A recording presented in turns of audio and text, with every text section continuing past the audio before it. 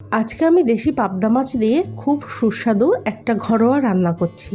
বেশি মশলা রান্না খেতে ইচ্ছে না করলে খুব সহজেই এবং কম সময় এই রান্নাটা করে নেওয়া যেতে পারে। নমস্কার, আমি অচিরা ইনসাইড দ্য কিচেনে আপনাদের সবাইকে স্বাগত জানাচ্ছি। এই রান্নাটা সহজ যে শুধু তা নয়, স্বাদেও ভরপুর থাকে। চলুন শুরু করা যাক।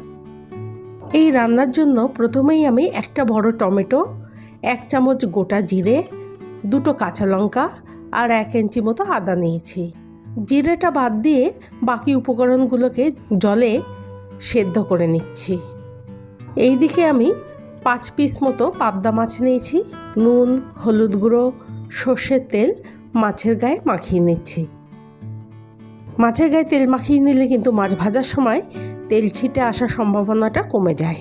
5-6 মিনিট মতো টমেটোগুলো জলে সেদ্ধ হয়ে যাওয়ার পরে জল থেকে উঠিয়ে নিচ্ছি।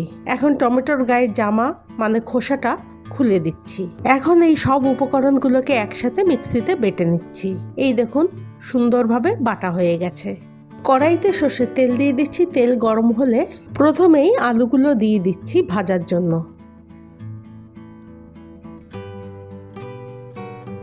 সামান্য নুন দিচ্ছি।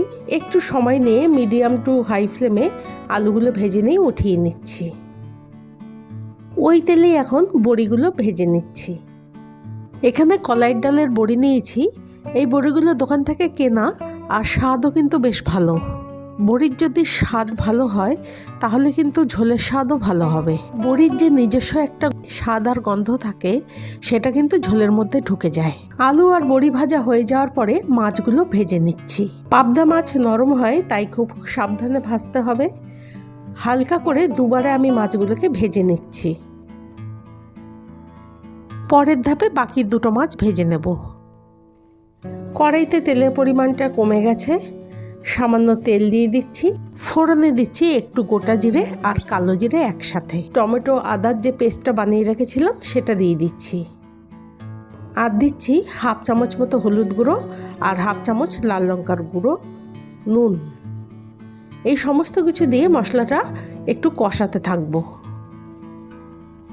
একটু সময় নিয়ে মিডিয়াম টু লো ফ্লেমে মশলাটা কষিয়ে নিচ্ছি। যত সময় নিয়ে মশলা ভালো করে কষানো হবে তত ভালো রান্নার স্বাদ হবে। দেখুন বন্ধুরা, মশলাটা ভালো করে কষানো হয়ে গেলে ওপরে তেলটা ভেসে উঠবে। এখানেও তেলটা ভেসে উঠেছে। এখন ভেজে রাখা আলু বড়িগুলো দিয়ে দিচ্ছি। মশলার সাথে আলু বড়িগুলোকে কিছুক্ষণ একসাথে মিশিয়ে নিয়ে নেড়ে নিচ্ছি। এখন ঝোলের জন্য জল দিয়ে দিলাম বেশি করে। জল দেওয়ার পরে সব একসাথে মিশিয়ে নিচ্ছি। নুন কম মনে হলো দিয়ে দিচ্ছি। চিনির কয়েকটা দানা দিচ্ছি। ঝোলটা ফুটতে শুরু করেছে।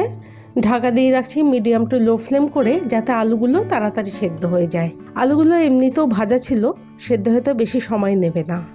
15 মিনিট পরে ঢাকা খুলে দিচ্ছি। আলু চেক করছি। হ্যাঁ, সেদ্ধ হয়ে গেছে। আলু বড়ি সেদ্ধ হয়ে গেলে এখন ভেজে রাখা মাছগুলোকে দিয়ে দেবো। মাছগুলোকে খুন্তির সাহায্যে এখন আস্তে আস্তে ঝোল আলুর সাথে মিশিয়ে দিচ্ছি। খুব সাবধানে এই কাজটা করতে হবে কিন্তু, নয়তো মাছগুলো ভেঙে যেতে পারে। এখন ওই 2 মিনিট মতো ঝোলটা ফুটিয়ে নেব। কাঁচা লঙ্কা দিচ্ছি। রান্নাটা হয়ে গেছে। এখন 4 থেকে 5 মিনিট মতো গ্যাসের ফ্লেম বন্ধ করে ঢাকা দিয়ে রাখবো। তারপর ভাতের সাথে পরিবেশন করব। খুবই সাধারণ একটা রান্না, কিন্তু স্বাদ হয় অসাধারণ। তৈরি হয়ে গেল আমাদের বাঙালিদের খুবই একটা প্রিয় পদ, আলু বড়ি দিয়ে পাবদা মাছের ঝোল। রেসিপিটা ভালো লেগে থাকলে একটা লাইক আর কমেন্ট করতে ভুলবেন না। ধন্যবাদ।